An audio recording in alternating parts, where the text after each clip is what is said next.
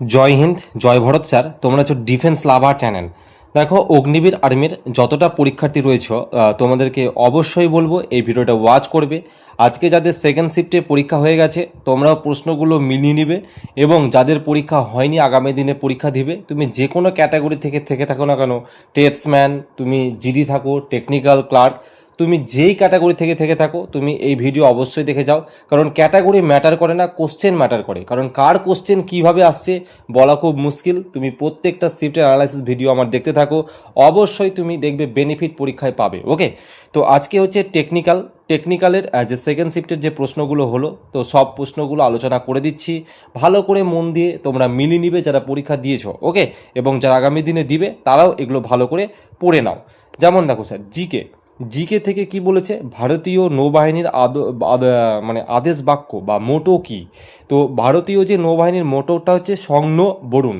ওকে, তো যে যাই হোক, এটা আমার ইংরেজিতে দেওয়া উচিত ছিল, বাংলায় দিয়েছি তো এর জন্য এই টাইপের হয়েছে। তো তোমাদের ইংরেজিতে যে অপশানটা ছিল তো সেটাই কিন্তু এটা সঠিক উত্তর হবে। ওকে, তো কে কটা করেছো অবশ্যই কমেন্ট করবে। তো আজকে আমি যতদূর বুঝলাম, আজকে 5 তারিখে যাদেরই এক্সাম হচ্ছে তাদের সবটাই কিন্তু হার্ড শিফট, সহজ প্রশ্ন বলবো না। ওকে, আর এই পুরো পিডিএফ সংগ্রহ করার জন্য টেলিগ্রাম চ্যানেলে যুক্ত হবে। কোন সংবিধান সংশোধনীর দ্বারা পঞ্চায়েতি রাজ যুক্ত করা হয়েছিল? দেখো, তোমাদের এই পঞ্চায়েতি রাজ থেকে ব্যাক টু ব্যাক কিন্তু প্রশ্ন আসছে। এটা সোলজার জিডিতেও এসছে এবং টেকনিক্যালও আসলো। সুতরাং এই কারণে অ্যানালাইসিস দেখতে হয়, কার কখন কীভাবে আসছে প্রশ্ন বলা যাচ্ছে না। জিডির প্রশ্ন টেকনিক্যালের প্রশ্ন জিডিতে, মানে প্রশ্ন তো অগ্নিবীরের, সেটা যেই ক্যাটাগরিতে তুমি থাকো না কেন। যে আমার অগ্নিবীরের টেস্টম্যানের পরীক্ষা আছে বলে আমি জিডির কোশ্চেন দেখবো না বা টেকনিক্যালের দেখবো না, তাহলে তুমি সব থেকে বেশি ভুল করবে। তো এটা 73তম সংবিধান সংশোধনী 1992 সালে এটা কিন্তু হয়েছিল। ওকে, তো এই রিলেটেড আগামী দিনে যারা পরীক্ষা দিবে তোমাদের এবার দেখবে এই পঞ্চায়েত চলে এসছে, এবার তোমাদের পৌরসভা আসবে। তো পৌরসভা কত নম্বর সংশোধনী? এটা 74তম সংবিধান সংশোধনী 1992 সাল, এটা কিন্তু সঠিক উত্তর হবে। ওকে, তো আগামী দিনে যারা পরীক্ষা দিতে যাচ্ছ এটা একটু মাথায় রাখবে। বিশ্বের বৃহত্তম নদী দ্বীপ মাজুলি দ্বীপ, এটা কোন নদীর ওপর অবস্থিত? তো এটা অবশ্যই এটা ব্রহ্মপুত্র নদীর ওপর অবস্থিত। এই যে মাজুলি দ্বীপ, এটা আমাদের আসামে রাজ্যের মধ্যে এটা অবস্থিত বা রয়েছে স্যার। ওকে, বাংলায় বিধবা বিবাহ এবং নারী শিক্ষাকে উৎসাহিত করার প্রচেষ্টার জন্য কোন সংস্কারককে জানা হয়? তো অবশ্যই যে বিধবা বিবাহ বা নারী শিক্ষাকে উৎসাহিত করার জন্য একজনের ব্যক্তির নাম পড়ব, তিনি হচ্ছেন ঈশ্বরচন্দ্র বিদ্যাসাগর। ওকে, তারপরে 5 নম্বর বলছে সঠিক কাজটি করা, রতন টাটা থেকে শিক্ষা। অ্যাকচুয়ালি এটা বাংলায় করেছি আমি, তো অ্যাকচুয়ালি তোমাদের ইংরেজিতে প্রশ্ন যে বুক, যে বইটার নাম ছিল এটা হচ্ছে doing the right thing, learning from Ratan Tata. Okay, learning from Ratan Tata, এই বইটির মূল ভাব কি এবং এর লেখককে, এটাই তো তোমাদের পরীক্ষায় প্রশ্ন এসেছিল না স্যার? তো এটার মূল ভাবটা হচ্ছে জীবনের মূল্য, সততা এবং সঠিক কাজ করার অনুপ্রেরণা, এটা হচ্ছে তার মূল কি ভাব। এবং এটার লেখককে, অবশ্যই এটার লেখক হচ্ছে হরিশ ভট্ট স্যার। ওকে, তো এটার যারা হরিশ ভট্ট করেছো একদম সঠিক উত্তর। তো জিকে তোমাদের পাঁচটা প্রশ্ন আলোচনা করে দিলাম। এবার সায়েন্সের তোমাদের পদার্থবিজ্ঞান নিয়ে আলোচনা করবো। ওকে, তো দেখো তোমাদের পদার্থবিজ্ঞানের প্রশ্ন কী ছিল, যে 1 ভোল্ট বিভব প্রভেদ 1 অ্যাম্পিয়ার তড়িৎ প্রবাহ হলে রোধ কত হবে? তো সিম্পল, তোমরা ওহমের সূত্র মেরে দিবে। ওহমের সূত্র অনুসারে ভি সমান সমান আইআর, যেখানে ভি ইকুয়াল টু যেখানে আর ইকুয়াল টু কী হবে, ভি বাই আর। যারা এগুলো করেছো এগুলো প্রত্যেকে জানো। অর্থাৎ 1/1 কেটে যাবে, সে 1 ওহমই কিন্তু এটা উত্তর হবে। যারা 1 ওহম করে এসছো একদম সঠিক উত্তর। ওকে, তারপরে যদি কোনো বস্তু প্রাথমিক বিন্দু থেকে যাত্রা শুরু করে আবার সেই বিন্দুতেই ফিরে আসে, অর্থাৎ তুমি যেই বিন্দুতে যাত্রা শুরু করেছো, তো এখান থেকে যাত্রা শুরু করেছি আমি, আবার এখানেই ফিরে আসলাম, সেই বিন্দুতেই যদি ফিরে আসে তবে তার স্মরণ কত হবে? তো অবশ্যই স্মরণ তো 0 হবে। আমার যদিও এখানে আমি স্মরণের সংজ্ঞা দিতে গিয়ে আমি তোমাদের সায়েন্সের ক্লাসে এটা বুঝিয়েছিলাম। তারপরে ভরের এসআই একক কি? তো অবশ্যই ভরের এসআই একক কিলোগ্রাম। তো দেখলে এই যে এই ভর দিয়ে প্রশ্নটা কিন্তু টেটসম্যানেও কিন্তু ছিল, তাই না? টেটসম্যানের কিন্তু যেটা ফার্স্ট শিফটে ছিল পরীক্ষা, সেখানেও কিন্তু ছিল।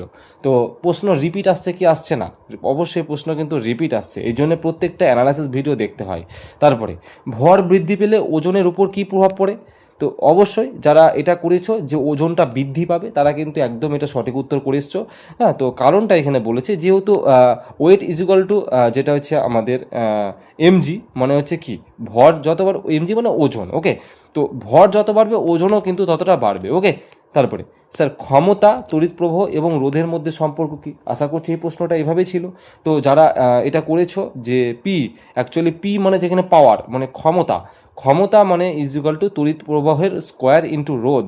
ওকে, তো যারা এটা করেছো পি সমান সমান আই ইন্টু আর করেছো, যাদের অপশানে ছিল এটা কিন্তু সঠিক উত্তর করে এসেছো তোমরা স্যার। ওকে, তার পরবর্তী প্রশ্ন দেখো, 20 মিটার পশ্চিমে এবং তারপর 20 মিটার পূর্বে চললে, অর্থাৎ তুমি 20 মিটার প্রথমে পশ্চিমে গেলে, তারপরে 20 মিটার তুমি পূর্বে গেলে, তাহলে তোমার গড় বেগ কতটা? তার স্যার এই যে এদিকে তুমি এই যে এই জায়গাটাতে স্টার্টিং করো, এদিকে যদি 20 যাও, এদিকে যদি 20 যাও, টোটাল আমার 40 যাচ্ছ না?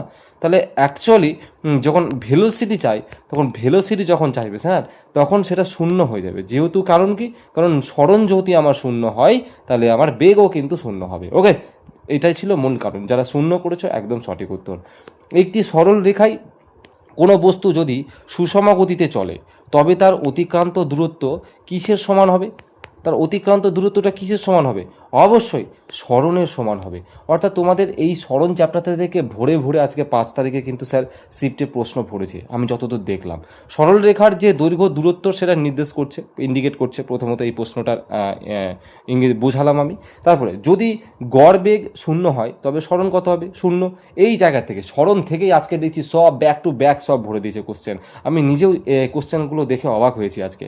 তারপরে V V by I, V by আইকে কী লেখা হয়? অবশ্যই ভি বাই আই মানে তো রোধ, রেজিস্ট্যান্স, অর্থাৎ আর সমান সমানই তো ভি বাই আই, তাই কি না? তো এটাই কিন্তু হবে। তারপরে ওকে, ক্ষমতার সূত্রগুলি কি? তো ক্ষমতার সূত্র হচ্ছে তোমাদের যারা করেছো power is equal to V into I, তারা কিন্তু এটা সঠিক উত্তর হবে। কিংবা যারা করেছো power is equal to W by T, এটাও কিন্তু হয়। ক্ষমতা সমান সমান কার্য বাই সময়, এটাও কিন্তু হয়। ওকে, তারপরে বর্তনীতে রোধের কাজ কি? বর্তনীতে রোধের কাজ হচ্ছে তড়িৎ প্রবাহটাকে বাধা দেওয়া, এটাই হচ্ছে মূল কাজ। তারপরে কি প্রশ্ন বলছে যে দুটি বস্তুর দূরত্ব বাড়িয়ে দিলে তাদের যে মধ্যকার যে বলের এর মানটা কেমন হবে? যখন তুমি দুটো বস্তুরই দূরত্ব বাড়াচ্ছ, এই একটা বস্তু আর একটা এই বস্তু, যত দূরে নিয়ে যাবে তাদের যে ডিস্ট্যান্সটা, তাদের বলের মানটা কেমন হবে? অবশ্যই তো কম হবে, এটা সাধারণ বিষয়। এগুলোতে আমি এখন ডিটেলস বোঝাবো না, কারণ এগুলো তো অলরেডি ক্লাসে করিয়েছি। তারপরে কি বলছে যে হীরায় কার্বনের বন্ধন সংখ্যা কত? অবশ্যই হীরার মধ্যে কার্বনের বন্ধন সংখ্যা কিন্তু 4। দেখো এই বছর আমি সায়েন্সের আমার পেইড ব্যাচে প্লাস ইউটিউবে কিছু ফ্রি ক্লাস করিয়েছি, তো আমার একটা নোটসের বাইরে আসেনি।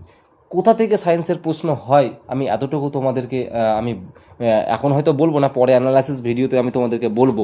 তোমাদের অ্যাকচুয়ালি একটা বই আছে, সেই বই থেকে না ধরে ধরে প্রশ্নগুলো করা হয়।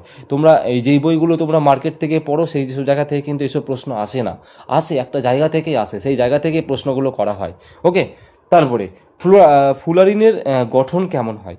তো অবশ্যই যে গঠনটা হচ্ছে গম্বুজের মতো, অ্যাকচুয়ালি যে ফুটবল বা গম্বুজের যে আকৃতি সেটার মতন হয়। ওকে, তারপরে পরবর্তী প্রশ্ন যে ধাতুর কোন ধর্মকে নমনীয়তা বলা হয়?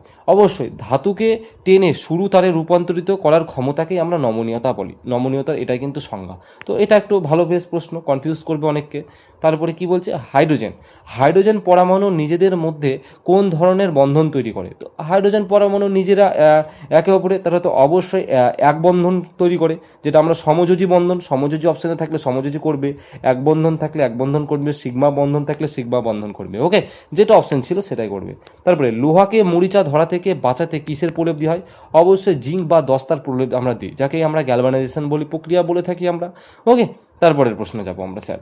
আচ্ছা স্যার, আমি এতগুলি প্রশ্ন কালেকশন করতে পেরেছি। তো আবার আমি থার্ড শিফটের অ্যানালাইসিস ভিডিও নিয়ে আসছি খুব তাড়াতাড়ি। জয় হিন্দ।